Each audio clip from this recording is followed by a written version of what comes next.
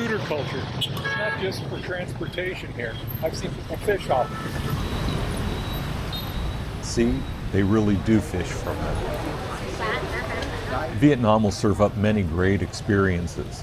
There's the incredible food, the beautiful landscapes, and the warm, wonderfully vivacious people. But the memory that left the greatest impact on me is the motorbike culture. Two wheels here are their identity. If you don't have, you don't own the motorbike, you're just like the snake without a head.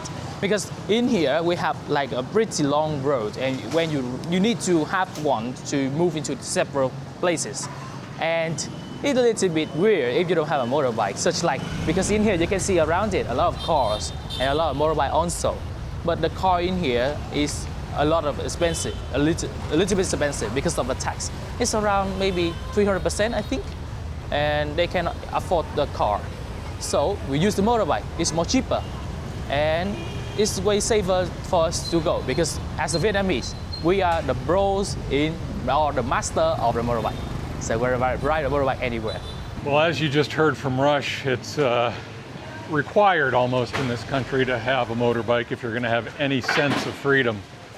This is what you have to do, and you know, poor countries have different standards, and this is the way to live here. And I got to tell you, I'm kind of jealous. I just looked at the stats for deaths. Wrecks with motor vehicles in this country, it causes 5% of the expenses of the gross domestic product here. They've had a huge 43% drop over 10 years in vehicle deaths per 100,000, went from about 30 to about 17. That's very substantial. It's still high, but I'm glad to see they're working on it. They're enforcing a lot more alcohol-related issues, and they just need to enforce some of the helmet laws too, I guess.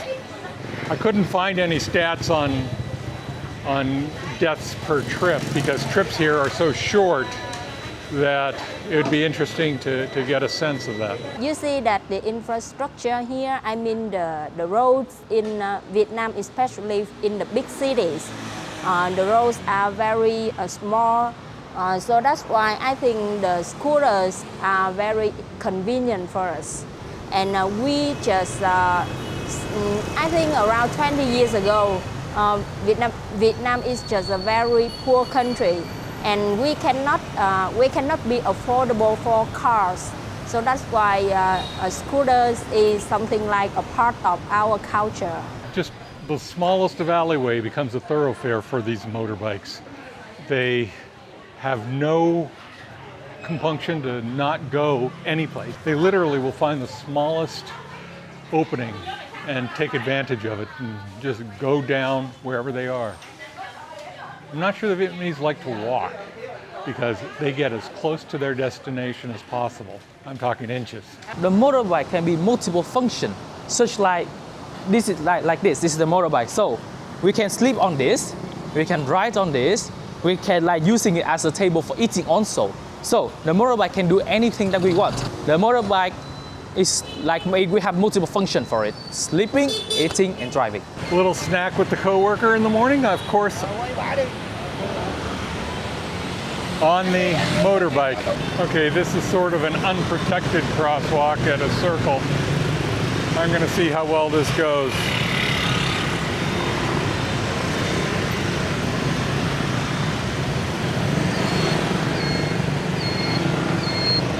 I'm not going to lie, I'm afraid to cut across. I'm going.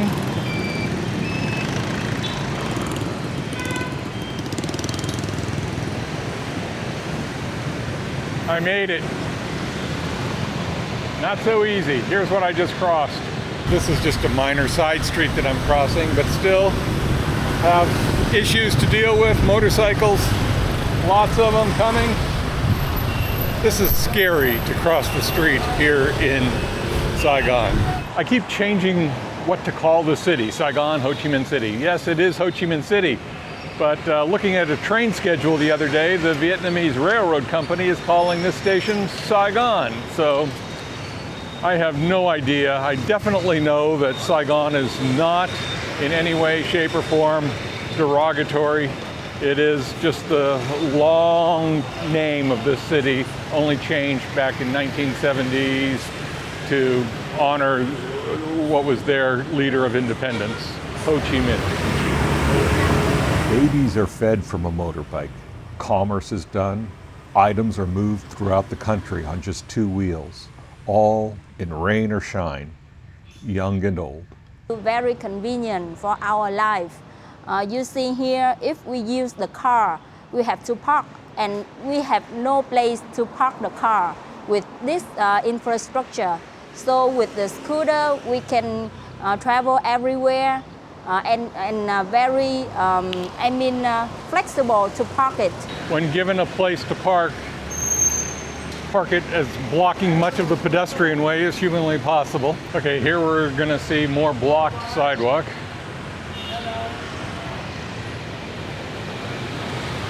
So you literally have to go out on the street to walk.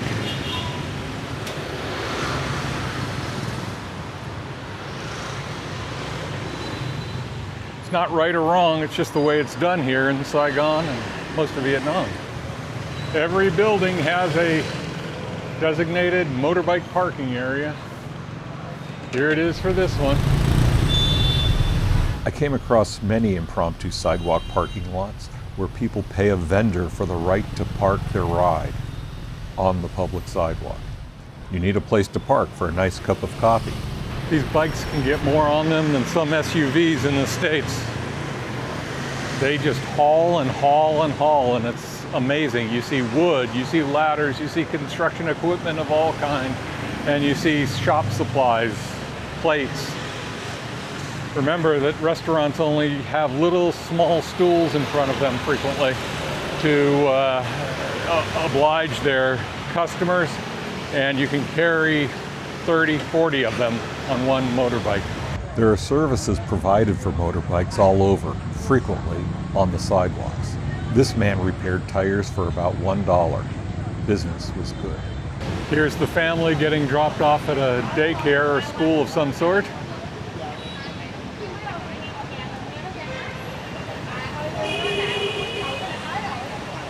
Bring the dog too. We safe, and when we drive it correctly, we are safe, and the motorbike is safe also. And if you are on the back of someone who rides a motorbike, especially the Vietnamese, don't worry, you are safe. And when it comes to the chaos, such like when you ride around the roundabout, it's come to a little bit in a rush hour, and you are on the seat, behind the seat of the Vietnamese. Don't worry so much. He will drive you into safety. And as I say, master motorbike is everything. The most amazing sight on two wheels are the families on one bike, 3, 4, 5 deep. This is their family station wagon, legal or not. The children here are naturals at keeping in place and balanced. This is a typical rush hour intersection here. It's a crowded intersection, I'll grant you, but this is how crazy it is. As every direction, motorbikes are trying to go across no man's land. If you're a pedestrian in here, watch out.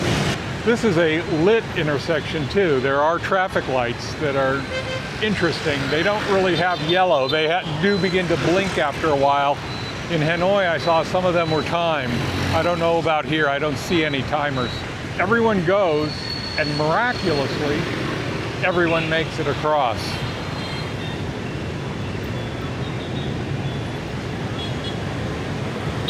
Now what happens is people making a left turn over here begin to conflict with the people going across.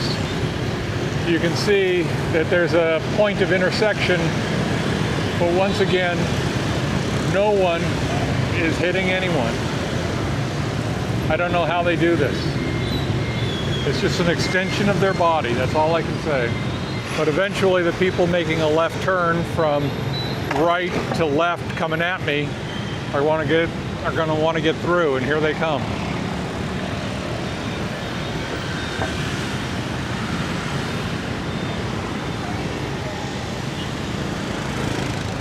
And then the gringos trying to make their way through.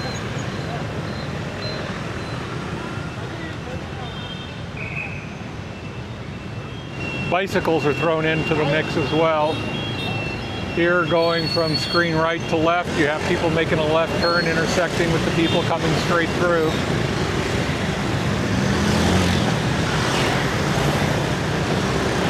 Four people on a motorcycle, not legal apparently.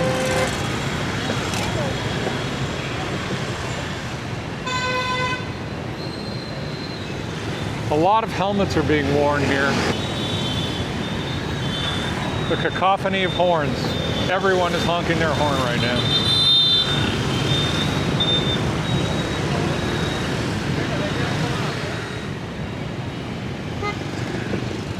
See how the motorbike just swept through in front of her, and she knew how to time it just right as well as a pedestrian. More people making left turns into me, as other people want to go straight through.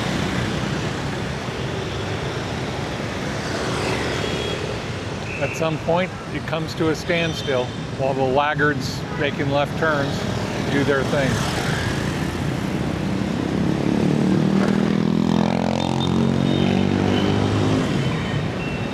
Here comes the other side going. When they go, they honk.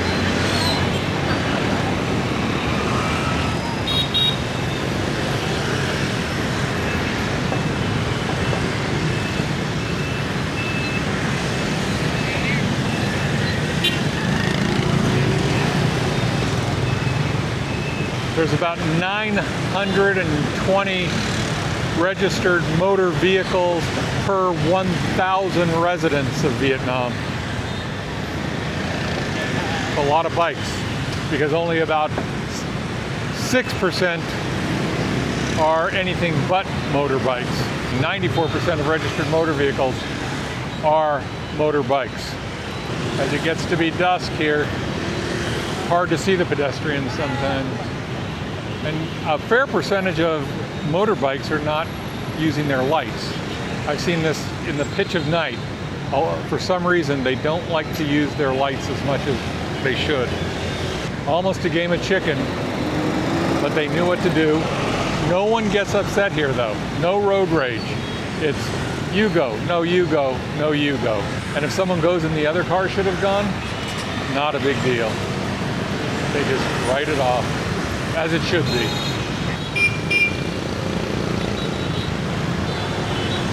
Pedestrian goes across, the bikes make their adjustments.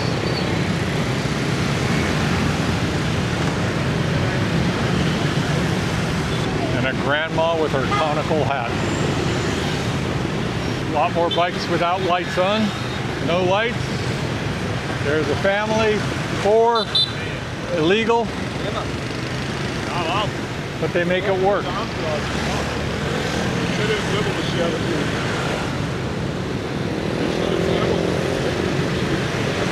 The death rate really isn't too out of line with the rest of Asia, except Japan, which is downright low at 2.1 per 100,000. A lot of this has to do with aftercare treatment too. If you're in an accident, the more developed the country, the better the ambulance response, the better getting you to the hospital, better the treatment. At one point, it looks like an X is going through the intersection, literally crossing paths, and yet it happens with such grace and fluency, you never notice anything out of the ordinary. It never is ending. That's the other thing. You know, you see 1,000 motorcycles, you're going to see 1,000 more, 1,000 more, 1,000 more, 1,000 more. It never stops.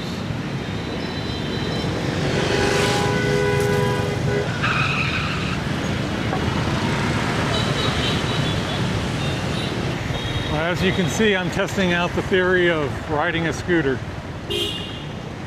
Scary to say the least. You get a sensation of speed that is real. With my fat ass, not really going very fast on this thing. Can't help but think in some countries we'd be married. This is a very intimate ride. It was a slog of hours getting to where I was going, but I did the very slow boat getting there. I was stopping to take pictures, meet people. This group of refrigerator repairmen bought me a beer. I gotta tell you, I love this country. There's a nice long line of Grab drivers with their riders. This is just a normal way to do things. And it's gonna end up costing me about $3. That's all it took was a quick little jaunt on the app. I summoned him, he came in about 2 minutes, and now my life is in this stranger's hands. Yeah, some people, they want to enjoy their style, but I think it's dangerous. Not really, I think not really allowed by the law. But some people, they just enjoy, that's their style, I think so. We have a little utility truck on a scooter. It's make me feel reduce my stressful. Yeah. This may qualify as the dumbest thing I've ever tried to do. It is deal with this traffic and cross the street. I don't know if I'm going to make it, but we'll see. Yay! I made it. That's just crazy.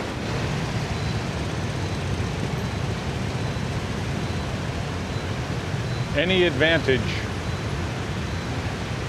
He went from there to there by splitting those two motorbikes. It's okay. Because in the south of Vietnam, we very generous, and everyone that wants to go ahead, just go. It's simple. If you want to cut, just cut. It's good. So when I drive back to my hometown when I was young, my father would sit up here.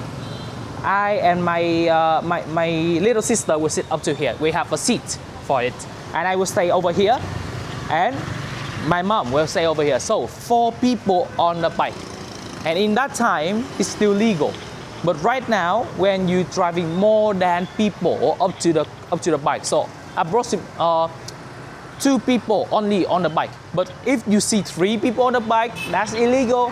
And when the police come in, hey yo, come in here, we have something to talk, and you are doomed. You are doomed. Right now, everyone need a helmet, a young one or an older one. I'm not going to play games with the buses as they come. They really don't stop for anyone. I think in the future, the government will focus on the public transportation, such as the metro and the bus. So I guess in the future, something like the scooters and the motorbikes are banned. I know it looks like chaos behind me, and actually it is, but they managed to pull it off. I haven't seen any accidents at all. They're going slow enough that they can control moving around. It's like a school of fish. They come to an obstacle and they sometimes divide, sometimes stay together to avoid that obstacle, and that's exactly what's happening here. I see a ton of families, and they just thrive on these scooters. It's just a wave of scooters. It never stops. It just keeps going. Nothing gets by them. They'll ride on the sidewalk to park and then ride another full block on the sidewalk to get off the sidewalk. Traffic is just not a thing for them. Let's not forget that in this mugginess known as Saigon, it's a way to stay cool. They don't have to have air conditioning. For basically $1,000, you can buy yourself a brand new scooter, and you have all the freedom you need to be independent of any sort of hold on you. You go where you want to go, do what you want to do. This is just the ultimate in saying, I've got it. I need to go someplace, hop on, parking, never an issue. You just go. The roads here are narrow. The roads here have potholes. Easy to get around a pothole when you're only on 2 wheels instead of 4. You can get around anything. And like I said, they can hop on a sidewalk if they need to get away from some of the traffic. If you want experience in Vietnam, experience in riding a motorbike, order a Grab, or asking for a bike tour, hop in on the side and go around the city, because that is the experience you really want to try. When you ride around the roundabout with the chaotic scenes, perfectly safe, but it's an adventure, because Vietnamese, we love adventure, I gotta say. An adventure it is. Come to Vietnam and ride on a motorbike, at least once. This is really getting to know Vietnamese culture. You'll be amazed and cooled off at the same time. Next up on Mildly Adventurous, we go to Thailand in search of the refugees known locally as the long necks. Like and subscribe if you want to be alerted to when the next video drops. Thanks for watching.